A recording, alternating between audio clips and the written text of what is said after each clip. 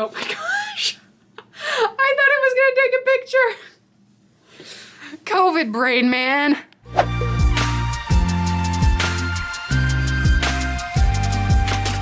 Hello, super friends, and welcome back to another episode of Superhero Saturday, where we talk about the arts of superheroes, storytelling, and so much more.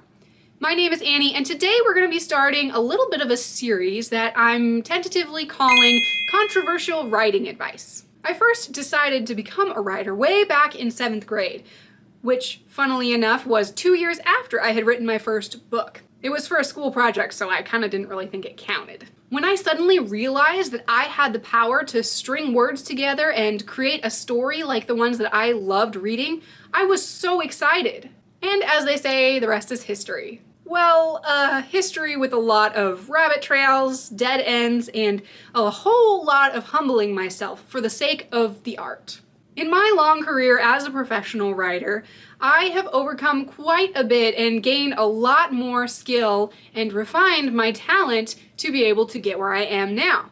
And along the way, I have noticed that a lot of my fellow young artists have struggled with the same problems that tripped me up a lot along the way. So that's why I want to share some of the things that I've learned with you guys, super friends, so that maybe I can help you out along your own artistic journey. The first piece of advice I have for you in this series is one of the most controversial tips for young writers who are looking to make a big impact in their world. And that is this: follow the rules. Now, I know what you're probably thinking, and that's because I thought it too. Follow the rules? I can't follow the rules. I'm an artist. I'm a free spirit. I'm unique. My voice is individual compared to the whole world of unwashed masses. I can't hem in my artistic inspiration like a bird in a cage. I've got to fly free, man. First off, let me tell you that you aren't necessarily wrong, but you aren't right either.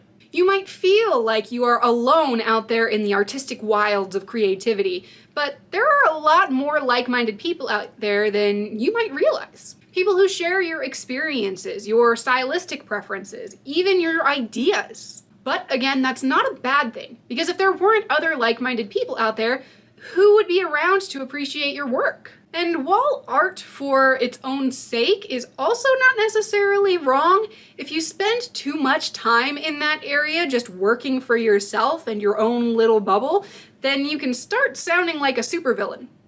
And that's not a good thing. Pro-life tip: if you can eliminate supervillain talk from your life, you'll probably feel more fulfilled. Now, when I say follow the rules, what I mean to say is that you should learn the rules and learn how to work within them as your guidelines. There are also a number of different categories of rules to which I am referring. The first category is for rules that define your medium.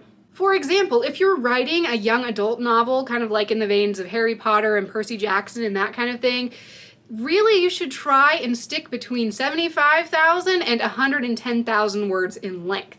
Too much shorter than that is not really considered a novel, and too much longer than that and you're just monologuing like a supervillain again. I know that other people have done it before and they can make it work well, but as a new artist, you should really try and learn to work in those rules, because a lot of times traditional publishing houses don't even look at a manuscript that's longer than that.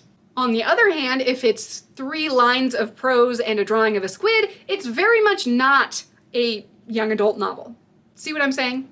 You have to learn how to do the medium that you want to work within and figure out how to stay in the conventional pattern. The second category of rules is for things that help you communicate your idea coherently. For prose, this includes things like grammar, commas, sentence structure, that kind of thing. If you don't even know or choose to break all of these rules way too much too early, then your reader's not going to be able to understand what you're saying, much less be able to understand the ideas that you're trying to convey through your language. It's not all nonsense and squiggles. The third category is for rules that define your genre. For example, a romance story is about romantic love and relationships, and a comedy is about making jokes and perhaps even crude humor. You can make the two connect and cross over, but at some point you're going to have to decide whether you're in romance or in horror and figure out which paths to follow in that genre. For example, if your story is supposedly in a fantasy genre, but you decide to drop in a character that's a robot AI from McDonald's that's trying to take over the world, then your readers might get a little confused. I'm not saying it isn't possible to integrate those two ideas together, but it is going to start to alienate your readers if they're expecting something in a fantasy category with dwarves and elves and things like that, where electricity isn't really a thing outside of a lightning blast. You might even end up in an entirely different genre altogether. And if you're confused about that, then your reader is definitely going to be confused. The last category, number 4, is about following the rules of basic logic and cause and effect. This one in particular can be really hard to follow when you're in the throes of inspiration, but trust me, if you go back and fix these things, then it's going to make a lot more sense and your reader will be able to stay in your story rather than pulled out of it and saying, wait, what? It's just going to be way more effective. For example, if one of your characters gets killed off way back in chapter 2 and you bring them back in chapter 7 without so much as a howdy do, then your readers are gonna have to sit there and wonder, what happened? And how did they get here? Like, at least give them some kind of magic talisman or something to explain the lapse in their presence. Now, you might still not be on board with me, so I can imagine you saying something like this. But my story is completely original. No one's ever going to see it coming. If I try and follow the rules, I'm just selling out to the man. Well, if you do follow the rules, it might feel like you're kind of selling yourself out, and you might be making something that's not as original as you think it is. But if you don't follow the rules at all, then no one's going to understand what you're saying. And it might not even make any sense. Art is all about communication. It's about communicating some awesome idea that you have to another person and connecting with them on a really personal level. It's about showing them something that can't be translated into just a few short sentences. Although it can be. And if you can't get your idea across to somebody else, then that communication is unsuccessful. And that means it's on some level a failure.